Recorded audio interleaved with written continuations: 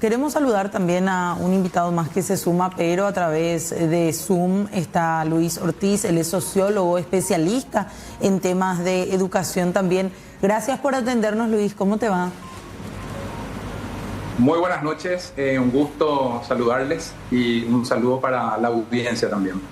¿Qué se puede decir de esta experiencia de alimentación en los colegios, como la dinámica que genera, la necesidad que hay? ¿Qué reflexión puedes darnos, Luis, sobre este aspecto primero que estamos hablando? Sí, bueno, la verdad que el tema educativo es un tema tan importante y al mismo tiempo un tema sensible, porque se entrecruzan muchas aristas, ¿verdad? El tema de la alimentación es un tema que indudablemente, como se señaló recién, contribuye, y hay evidencias que muestran estudios e investigaciones de que los factores socioeconómicos son determinantes en la permanencia, en la retención escolar por parte del sistema, o bien juega un papel de exclusión, ¿verdad? Hay un estudio que se hizo en el año 2022 por UNICEF que daba cuenta que quedan fuera de la escuela en Paraguay para ese año. Eran cerca de 457.500 estudiantes que debían estar en la escuela, ¿verdad? Niños, niñas, adolescentes, jóvenes estaban fuera. Y fundamentalmente son factores socioeconómicos. Esa es la realidad de la educación. No estamos hablando de una medición que se hizo hace 10 años o hace 5. Es reciente, ¿verdad? Tiene año y medio esa medición. Por el otro lado, hay también un problema muy serio, ¿verdad? Sobre el cual este gobierno en este primer año no dio signos de una propuesta clara acerca del rendimiento académico de los estudiantes, ¿verdad? Paraguay ocupa uno de los últimos lugares en las mediciones estandarizadas de rendimiento académico a nivel internacional a través de lo que fue la prueba PISA, y la prueba, ¿cómo es? Se llama PERCE, ¿verdad? El ERCE, que es el estudio de rendimiento de la calidad educativa llevado adelante por la UNESCO en su oficina para América Latina de acá en Santiago. Para el año 2019 mostraba que Paraguay quedaba en algunas materias en penúltimo lugar, solamente superado por Haití. Entonces, el problema del rendimiento académico, ¿cuál es? Que finalmente eso impacta en dos fundamentales aspectos en la vida social. Por un lado, que los estudiantes no cuentan con las herramientas para, una vez que lleguen a la vida adulta, puedan participar, ¿verdad?, de la vida social y por supuesto, de los procesos económicos de una manera mínimamente productiva y competitiva. Entonces quedan relegados y hay una reproducción, ¿verdad?, de la precariedad laboral, y la informalidad laboral y por supuesto la exclusión y la pobreza. ¿Por qué? Porque no tienen estas herramientas. Y por el otro lado, el problema del rendimiento académico no es solamente un problema económico, sino también cada vez más vemos en Paraguay que existe se percibe en diferentes niveles, se constata en diferentes niveles también un reflujo autoritario, ¿verdad? Un avance de un modelo que nosotros creíamos que ya estaba, se creía, entre comillas, perimido. Sin embargo, está fuertemente presente, ¿verdad? Diferentes tipos de prácticas, ¿verdad? Diferentes tipos de mentalidades que rememoran la época autoritaria que Paraguay atravesó durante muchas décadas y que tiene que ver también con que la escuela no dota a los jóvenes, a los niños, a las niñas, de las herramientas, ¿verdad?, para la vida cívica, para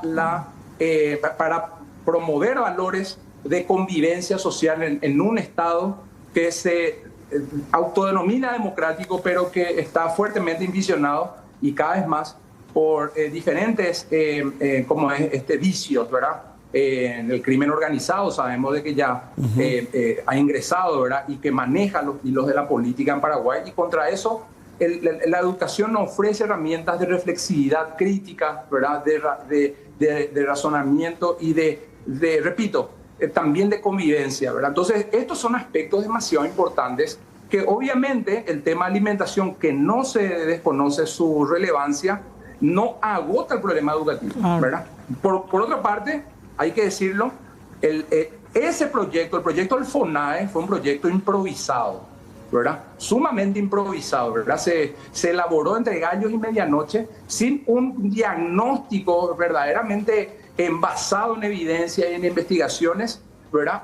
Fue prácticamente impuesto en el Congreso Nacional y se dejó de lado otros programas emblemáticos que financiaba el Fondo Nacional de Inversión para el Desarrollo por la ley 4758 ¿verdad? Del 2012, que era el FONACIDE, y que, por ejemplo, entre otros, mencionó una persona ahí presente en el estudio de que, por ejemplo, programas emblemáticos como los infraestructura, programas como de primera infancia, ¿verdad? Que tenía un abordaje integral de la formación de los niños y las niñas. Hoy en su día es importante recordar de que se desmanteló un programa de apoyo a la primera infancia, ¿verdad? Y se financió para un proyecto que nadie discute su importancia, pero hecho de manera rápida, improvisada, ¿verdad? En realidad estamos viendo ya apenas empezaron a implementarse, problemas tienen que ver con su distribución, problemas con la calidad de los servicios.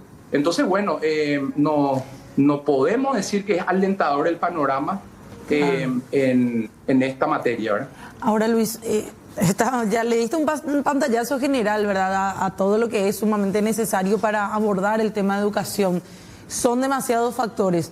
¿Por dónde crees que tiene que pasar la prioridad para este gobierno y para los siguientes también? ¿Cuál de todos estos puntos tiene que ser la prioridad para decir vamos a mejorar o estamos mejorando el nivel educativo en Paraguay? Y mira, la inversión en la educación pública es fundamental. Yo siempre digo, no hace falta irse a Suecia, porque siempre se menciona Finlandia, Suecia, como los grandes ejemplos de países que apostaron por la educación pública, que destinan ingentes recursos para financiar la educación de calidad, sino hay que irse a Uruguay nomás, ¿verdad? A países de acá de la región, en Costa Rica, ¿verdad? En Chile, en ciertos niveles, pero vemos, ¿verdad? Más recientemente también en Ecuador, hay una apuesta por la educación pública fundamental, porque resulta que en las sociedades como la paraguaya, en la que las desigualdades económicas y sociales son muy fuertes, aquellos que tienen capacidad adquisitiva para digamos, escolarizar, la familia que tiene capacidad adquisitiva para escolarizar a sus hijos en el sector privado de la educación, bueno, pues ellos tienen asegurada, una permanencia, ¿verdad? Por lo general permanencia en el sistema hasta concluir el sexto curso, y después por otro lado también se dotan de estos conocimientos, estas capacidades que le va a servir después en la vida adulta. Pero en la educación pública es donde se escolariza la mayoría de la población paraguaya, una parte de la cual está en condiciones por lo general social y económica desfavorecidas. 4 solamente de cada 10 que inicia la educación escolar básica, primer grado, culminan el tercer año de la media en Paraguay, con las mediciones que me referí que se hicieron hace un par de años, y una tendencia que es sostenida en los últimos 12 años. Yo veía, que yo estudio estas cosas ya hace un tiempo, efectivamente el desgranamiento y la deserción lleva a que solamente 40 de cada 100 culmine el tercer año de la media. ¿Qué pasó de los otros 60 de cada 100? O 600 de cada 1000, o 6 de cada 10. ¿Qué pasó de ellos? Pues quedaron en el camino, no culminaron la escuela, salen a trabajar temprano, entran en el mercado de trabajo con una niñez temprana. ¿Y qué pasa? No dota el Estado, ¿verdad? La política pública de las condiciones, no solamente escolares, de infraestructuras pedagógicas, curriculares, que son importantes, sino tampoco dota de todas las otras condiciones de apoyo a las familias, de protección social a los entornos, a las comunidades, para que la educación pública sea puntable. Si Luis, queremos como país salir adelante y realmente devenir un país más democrático, por mayor fortalecimiento de sus instituciones democráticas, con una economía más productiva y competitiva, se tiene que apostar en la educación pública. ¿Se tiene datos de cuánta gente termina en el sistema privado, digamos, o ese dato es para todo el sistema educativo?